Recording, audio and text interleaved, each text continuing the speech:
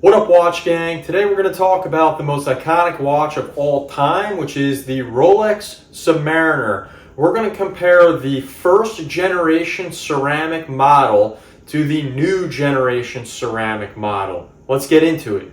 So on the right side we have the old ceramic model, the very first ceramic model, and on the left we have the newer ceramic model.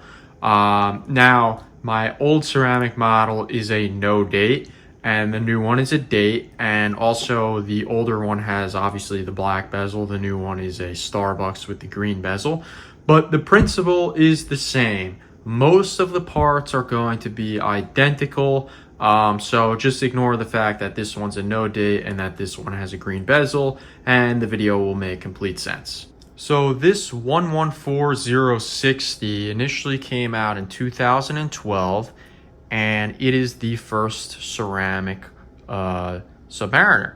Now, what does that mean? What does the ceramic mean? It means this bezel right here. The bezel is what spins, and the insert is made of ceramic instead of steel. Why they do that? Well, it really just had to do with the quality of the bezel and how long that they would last. Ceramic is a lot stronger and more corrosion resistant, so that's why they did it. And it was introduced first in 2012, and this model went until late 2019, which is where they introduced the new ceramic model. So in 2019, they introduced this right here. It didn't come out until 2020, but this is the 126610LN, and it is the updated variation of the ceramic models. A lot of people were upset because they discontinued the Hulk and came out with the Starbucks or the ceramic Kermit, because the new model is actually a 41.5 millimeter, and the older model here is a 40 millimeter, which besides the very first Submariner that came out in 1955, almost every single model of Submariner has been 40 millimeters. So why did they update it to 41.5 millimeters? Well, times have changed, and bigger watches at that time were more popular. Now we're actually going backwards, and smaller watches are more popular. So I wouldn't be surprised if in the future they go back to 40 mil. However, if you look at the actual cases, the older Submariner here, they called this one the maxi case, because look at the lugs. It just is chunky. And now this newer one, they don't really have a name for it yet, but look at the lugs. Not as chunky. And if you actually put them on the wrist, the newer one, even though it's 1.5 mil bigger, actually wears better than the old maxi case. A lot of people don't like this, which is why they updated it to this. So you get a little bit of a bigger case, and it wears smaller.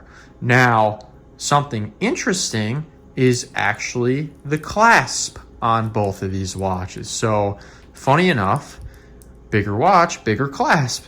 The new one has a much larger clasp than the old one. It feels comfortable. It feels a little bit more secure than the older one, but there really wasn't anything wrong with this older clasp. Why they decided to make it so much larger, I don't really know. But you know, you have to take it. No watch is perfect, and you kind of take it as it comes. Now let's talk about the movement of the older one first. So this is the 3130. It was used for many years. An absolute legendary movement. You could get this with a date as well. However, the power reserve on this was only about 48 hours.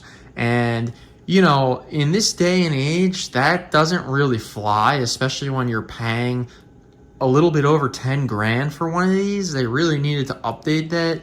And I think that's kind of why they did it. Not necessarily just because of the movement, But, you know, again, like we said, the case is getting bigger, this, that, the other. This one right here, which has a completely new caliber, which is the 3235, actually has a 70-hour power reserve, which is more on par with what you'd expect from movements today. They also increased the magnetic properties, the anti-magnetic properties, I should say.